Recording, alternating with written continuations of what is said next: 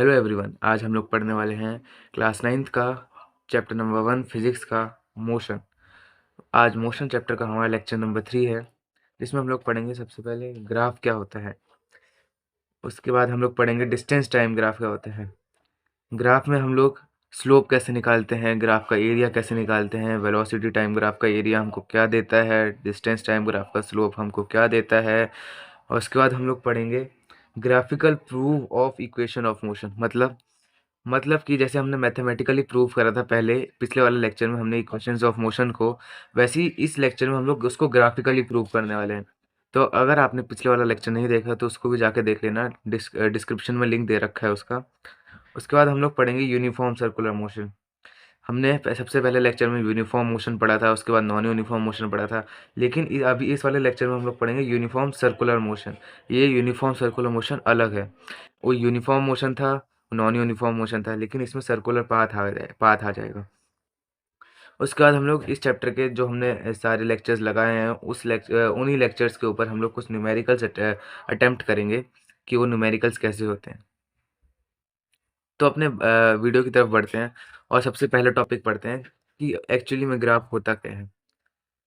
Graph graph physics में graph में सबसे ज़्यादा मेन रोल होता है स्लोप का।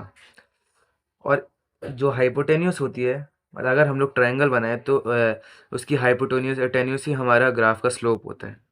देखो, ग्राफ के स्लोप का जो एंगल होता है, जो ये वाला, उसको हम लोग नाम दे देते हैं थीटा। जो ये वाला एंगल जो ये बना रहा है, इस वाले इनर साइड वाले एंगल को हम लोग थीटा बोल देते हैं। अब सबसे बड़ा क्वेश्चन यहाँ पर ये उठता है कि थीटा को निकाले कैसे। अब हमने इसको नेम तो दे दिया कि ये थीटा है, लेकिन अब इसको हम लोग निकाले कैसे।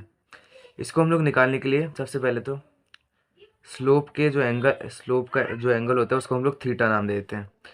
जो थीटा है जो है tan थीटा के ऊपर इक्वल होता है, tan थीटा। तो ये tan थीटा का फॉर्मूला क्या होता है। tan थीटा का फॉर्मूला होता है परपेंडिकुलर अपॉन बेस।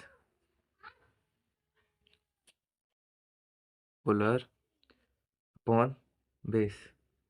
अगर हम लोग इसी ग्राफ में परपेंडिकुलर और बेस को देखें तो ये हमारा परपेंडिकुलर हो जाएगा, क्योंकि ये 90 डिग्री बन रहा है, और ये हो जाएगा हमारा बेस। ठीक है। अगर हम लोग यहाँ पर ध्यान से देखें तो ये परपेंडिकुलर वाई एक्सिस के पैरेलल है। तो अगर हम लोग यहाँ पर परपेंडिकुलर का जगह हम लोग यहाँ पर वाई लिख दें तो ये कोई गलत बात नहीं हो सकती वैसे तो, क्योंकि ये इसके पैरेलल है तो ये इसकी इक्वल ही आएगा हमेशा। और बेस तो पूरा पूरा वाई एक्स एक्सिस पे ही लाई कर रहे हैं, तो इसको हम लोग एक्स एक्सिस का बोल देते हैं। ठीक है। तो हमारा स्लोप इस तरीके से निकलता है, जो स्लोप का एंगल है हमारा इस तरीके से निकलता है। ठीक है। इसको जो सॉल्व करके जो आंसर आएगा वो हमारा स्लोप का एंगल होएगा। अब हम लोग अपने पहले ग्राफ की तरफ बढ़ते हैं, जो कि है distance time graph. Distance time graph अभी होता क्या है डिस्टेंस टाइम ग्राफ। सबसे पहले तो डिस्टेंस टाइम ग्राफ में हम लोग कुछ नंबर ऐसे ही एज्यूम कर लेते हैं। यहाँ पर कर लिया 2, 4, 8, 10, ऐसे आगे बढ़ते जाएगा। ठीक है। यहाँ पर हम लोग ये जो है डिस्टेंस है, ये वाली जो लाइन है परपेंडिकुलर जो है वाई एक्सिस पे हमारा डिस्टेंस है। ठीक है। और एक्सिस पे हमारा टाइम है। तो यहाँ पर लेते हैं 1, 2, 3, 4। ठीक है। तो अगर हम लोग यहाँ पर देखें, इसको ऐसे बना लेते हैं। ठीक है।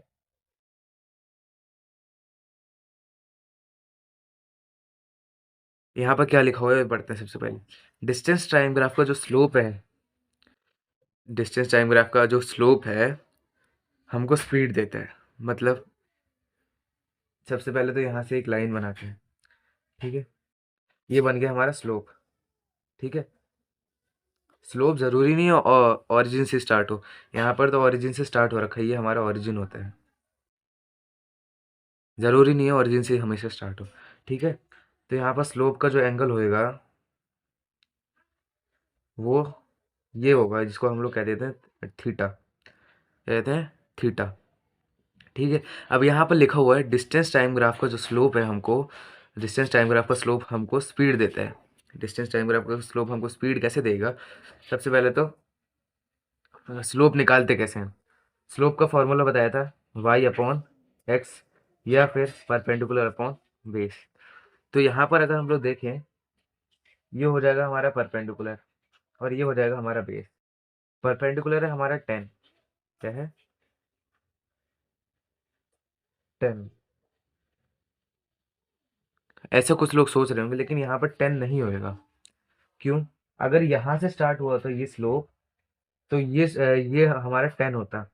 अगर यहाँ से स्लोप स्टार्ट हुआ था तो यहाँ पर 0 से स्टार्ट हुआ था, 0 टू 10 जाते, लेकिन यहाँ पर 2 टू 10 गए, तो हम लोग 10 माइनस 2 करेंगे। अब मान लो अगर मैंने यहाँ से स्लोप स्टार्ट कर दिया, तो ये जो है ये वाला एंगल बनेगा हमारा, ये वाला एंगल जो है वो 10 परपेंडिकुलर उसका 10 होएगा। तो यहाँ पर 10 माइनस 2, बेस जो है हमारा 4, बेस हमारा 4 आ गया। लेकिन जैसे हमने यहाँ पर जैसे हमने यहाँ पर 10 नहीं लिया, वैसे यहाँ पर हम लोग 4 नहीं लेंगे।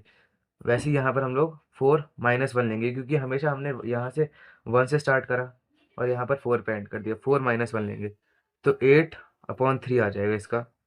8/3 मीटर पर सेकेंड। इसको सॉल्व करने के बाद हमारा 2.6 कुछ आएगा।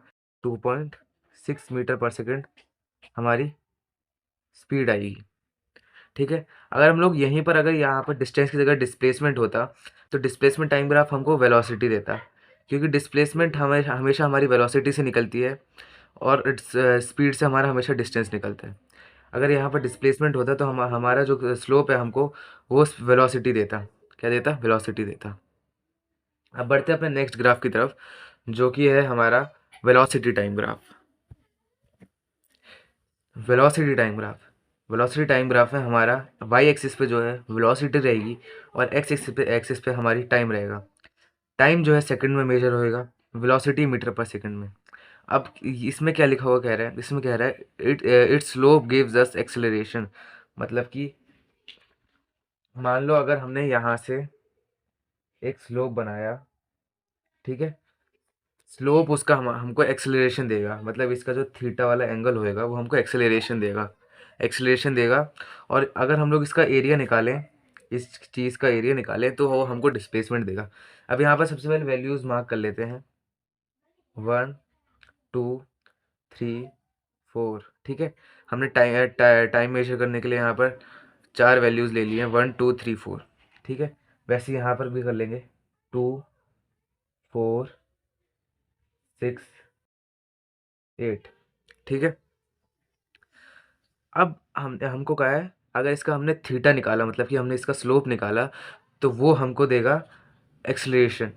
निकालें इसका स्लोप, p/b। ठीक है। यहाँ पर परपेंडिकुलर क्या है? परपेंडिकुलर हमारा ये रहेगा, परपेंडिकुलर हमारा ये रहेगा। वो यहाँ पर थोड़ा सा गलत हो गया, यहाँ पर 4 अगर यहाँ पर होएगा तो 4 सेकंड्स का हमारा परपेंडिकुलर होएगा। ठीक है। ये हमारा परपेंडिकुलर हो गया। तो परपेंडिकुलर हमारा 8 मीटर पर सेकंड हो जाएगा। अगर हम लोग यहाँ से पिछले ग्राफ की तरह यहाँ से स्टार्ट करते हैं इस ग्राफ के स्लोप को, तो हमारा जो वो परपेंडिकुलर होता है वो 8 - 2 होता है, क्योंकि हमने ये 0 से 2 की वैल्यू काउंट ही नहीं करी उसमें। वैसे ही अगर यहाँ पर हम लोग देखते तो वहाँ पर 4 - 1 होता है, क्योंकि वहाँ पर भी हमने 0 से 1 की जो वैल्यू थी वो काउंट नहीं करी थी, इसलिए हमने पिछले वाले ग्राफ में 4 - 1 करा था। तो परपेंडिकुलर हमारा हो जाएगा 8। ठीक है। और हमारा बेस जो है वो हो जाएगा 4। ठीक है। तो यहाँ पर आ जाएगी हमारी एक्सेलरेशन 2 मीटर पर सेकेंड स्क्वायर। ठीक है। तो अगर हम लोग इस ग्राफ को देखें तो इसमें वैसे भी तो एक्सेलरेशन साफ दिख रहा था, कितने की थी? 2 की थी। ये देखो, 0 से 1 गया 2 मीटर पर सेकेंड में, 1 से 2 हो गया 2 मीटर पर सेकेंड का गैप था। फिर से 2 से 3 में 2 मीटर पर सेकंड की वेलोसिटी थी। 3 से 4 सेकंड में अगर अगर हम लोग देखें तो 2 मीटर पर सेकंड की वेलोसिटी थी। एक्सेलरेशन हमारी 2 मीटर पर सेकंड की है ये। और अगर हम लोग यहाँ पर देखें इसका एरिया, ट्रायंगल का एरिया होता है हाफ बेस इंटू हाइट। ठीक है। Half base into height. अगर हम लोग यहाँ पर देखें हाफ बी इंटू एच, तो यहाँ पर हमारा बेस क्या है, 4 है, और हाइट क्या है, 8 है। हाइट जो है हमारा परपेंडिकुलर होता है, बेस तो आपको पता ही है। तो हम लोग यहाँ पर सारी वैल्यूज पुट कर देंगे। हाफ 4 इंटू हाइट 8 हो गया, तो यहाँ पर आ जाएगा 8 टू ज़ा 16। जो हमारी डिस्प्लेसमेंट है वो 16 मीटर की डिस्प्लेसमेंट आ जाएगी यहाँ पर हमारी।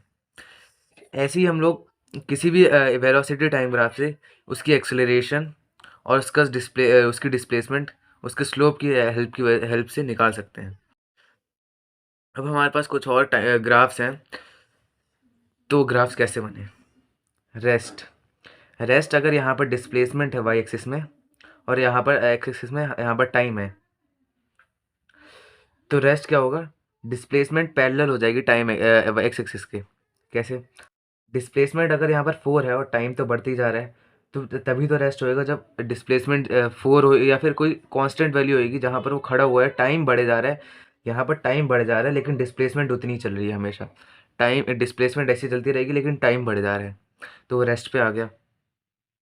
और वेलोसिटी टाइम ग्राफ को देखें अगर, तो वेलोसिटी टाइम ग्राफ का जो रेस्ट का पोजीशन है, रेस्ट की पोजीशन है वो 0 से टाइम वाई एक्सिस के ऊपर ऊपर ही लाई करेगी, यहीं पर लाई करेगी वेलोसिटी टाइम ग्राफ। अगर हम लोग रेस्ट की पोजीशन देखें तो यूनिफॉर्म मोशन, यूनिफॉर्म मोशन में डिस्टेंस और टाइम, उसमें ऐसा स्लोप बनता है, ठीक है, ये ऐसा, सेम टाइम इंटरवल में same distance, same time interval में same distance, same time interval में सेम डिस्टेंस, ठीक है। और वेलोसिटी टाइम ग्राफ में कुछ ऐसा ग्राफ बनता है, वेलोसिटी कांस्टेंट रहेगी जिसमें, और जिसमें टाइम बढ़ता रहेगा लेकिन वेलोसिटी हमेशा कांस्टेंट रहेगी। नॉन यूनिफॉर्म मोशन में अगर हम लोग डिस्टेंस टाइम टाइम ग्राफ में देखें, तो वो ऐसा बनेगा, मतलब कि ऐसा भी बन सकता है, ऐसा भी बन सकता है, कैसे भी बन सकता है, लेकिन ऐसा स्ट्रेट नहीं होएगा जैसे यूनिफॉर्म मोशन में था।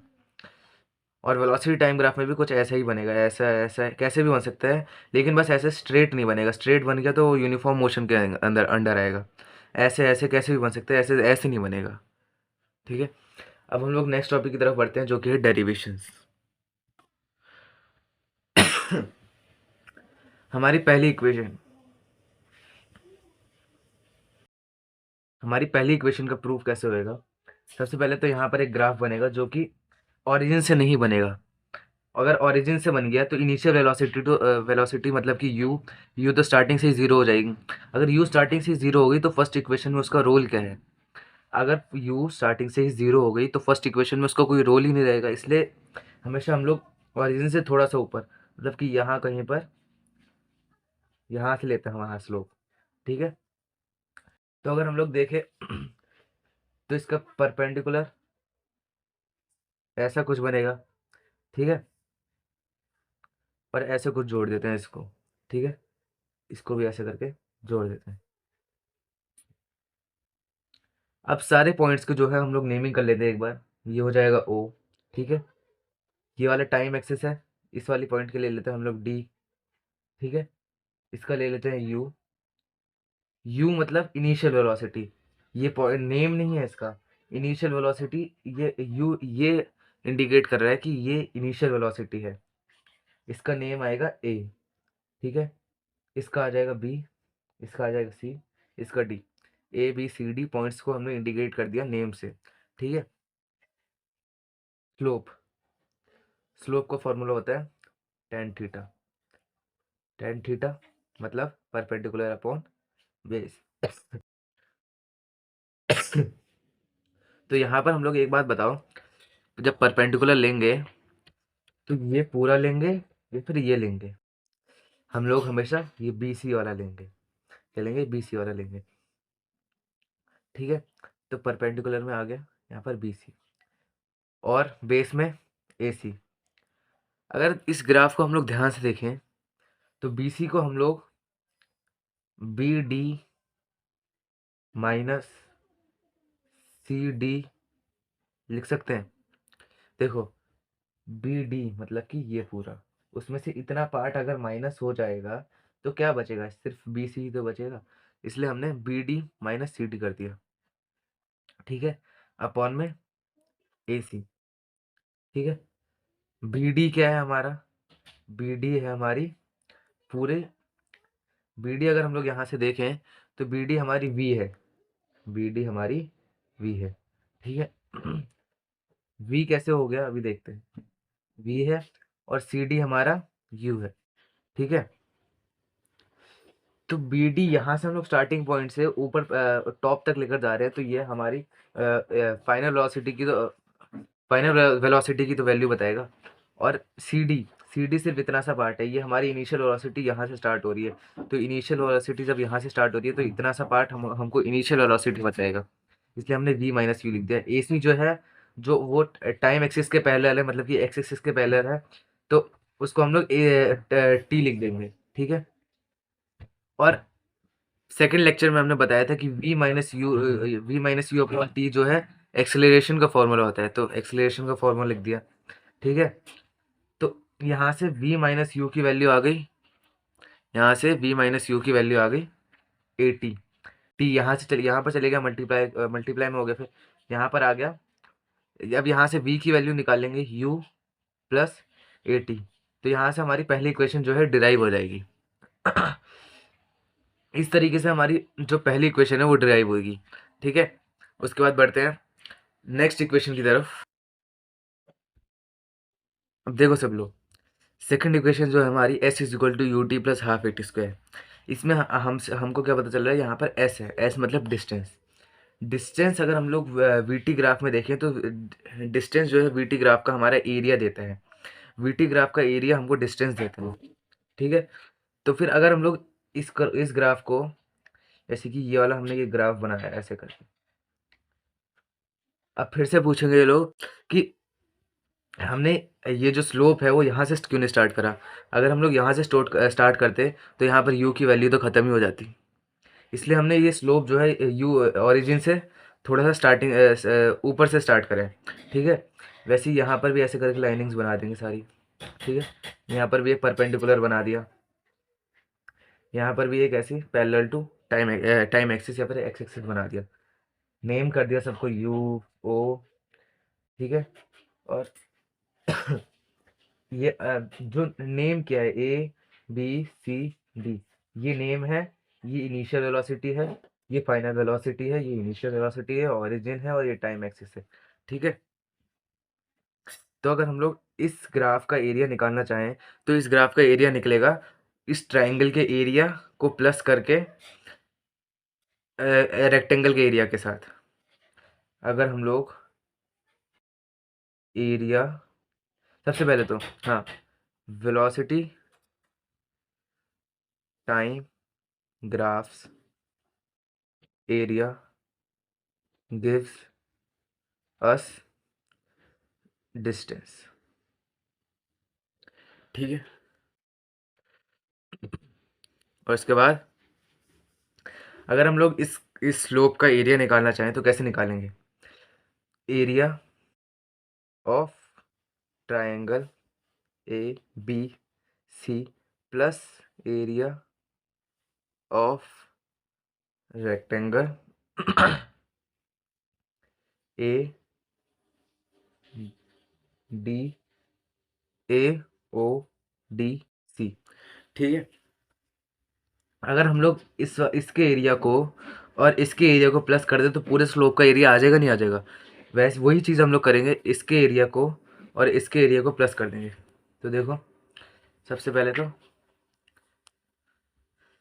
एरिया ऑफ ट्रायंगल क्या होता है, half base into height plus area of length into breadth, क्या देगा हमको, डिस्टेंस, ठीक है। तो देख लेते हैं कैसे निकलेगा, हाफ बेस, यहाँ पर हमारा बेस जो है एसी है, एसी को हम लोग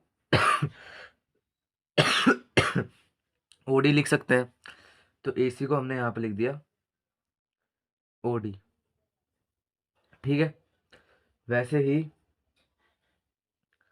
अगर हाइट की बात करें, हाइट जो है ये है, ठीक है।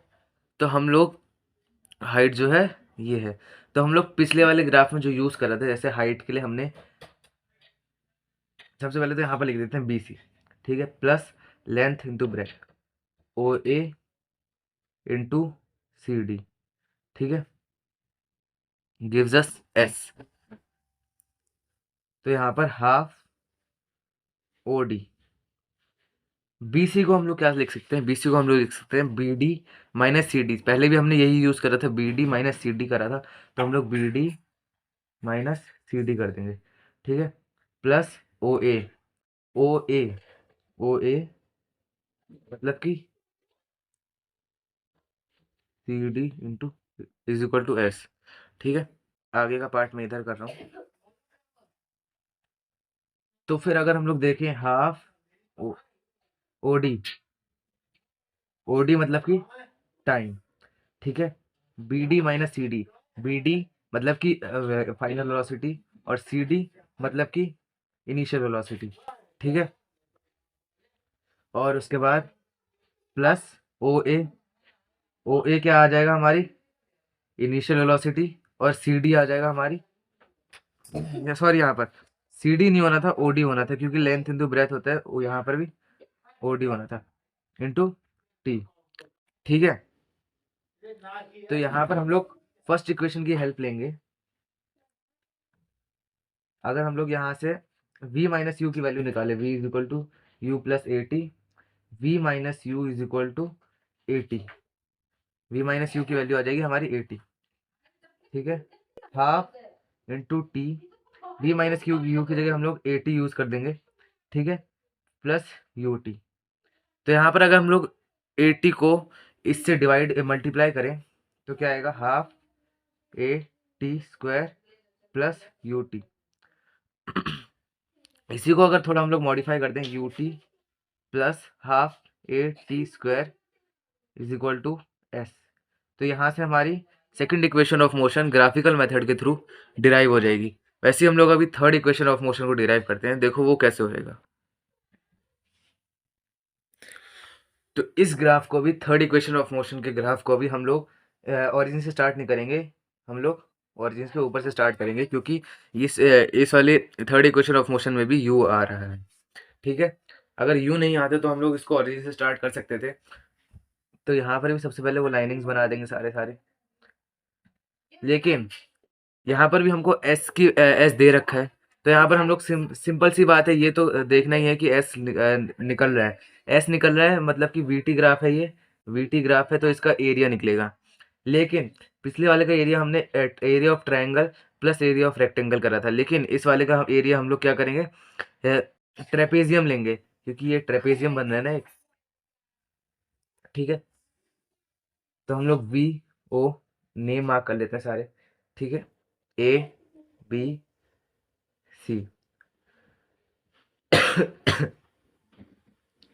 Area of graph is equal to area of trapezium. मतलब कि इस स्लोप का अगर हमको एरिया निकालना है, तो हम लोग ट्रेपेजियम का फॉर्मूला लगाएंगे।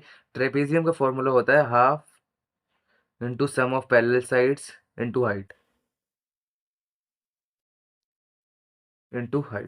ठीक है। अब अगर हम लोग यहाँ पर देखें सम ऑफ पैरेलल साइड मतलब कि OA half OA plus BD, BC plus BC, H भी हमारा क्या हो जाएगा, H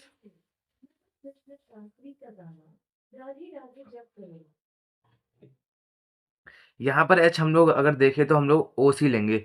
अब ये पूछोगे OC क्यों लेंगे, OC इसलिए लेंगे, अगर हम लोग इस ट्रेपेजियम को हम लोग अगर ऐसे कर दें, मतलब कि ये जो ट्रेपेजियम है ये ऐसे करके अगर ऐसे कर दें इस टाइप का, तो इसकी जो हाइट है वो ये आएगी, जो कि OC होगी, ठीक है, OC हाफ ओ ए मतलब यू, ठीक है, प्लस बी सी मतलब वी, इंटू ओ सी करेंगे। ओ सी क्या होगा, हमारा टाइम हो गया, ठीक है। तो फर्स्ट इक्वेशन की हेल्प से अगर हम लोग टाइम टाइम निकालें तो v minus u is equal plus a t. यहाँ से अगर हम लोग टाइम निकालें v minus you upon a is equal to t, ठीक है। तो इसी वैल्यू को हम लोग यहाँ पर पुट कर देंगे, half U plus V, T की जगह V minus you upon A, ठीक है। अब इसको इससे मल्टीप्लाई करेंगे सबसे पहले, V plus U upon two into V minus you upon A, ठीक है।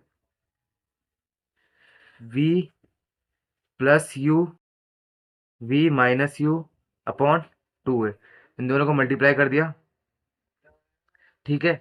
उसके बाद हम लोग क्या करेंगे, इसको इससे मल्टीप्लाई करेंगे वी स्क्वायर, फिर वी को यू माइनस यू से माइनस वी यू, ठीक है।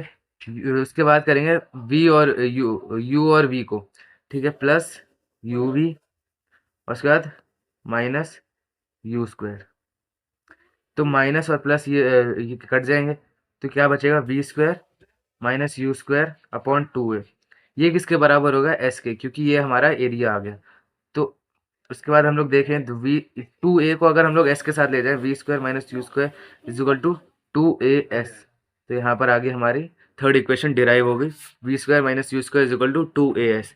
ऐसी हमारी थर्ड इक्वेशन डिराइव हुई है। अब हम लोग बढ़ते हैं अपने नेक्स्ट टॉपिक की तरफ। तीनों इक्वेशन तो हमने डिराइव कर लिया। अब हमारा नेक्स्ट टॉपिक है uniform circular motion. Uniform circular motion क्या होता है वो भी अभी देखते हैं। तो यूनिफॉर्म सर्कुलर मोशन हमारा नेक्स्ट टॉपिक है, यूनिफॉर्म सर्कुलर मोशन।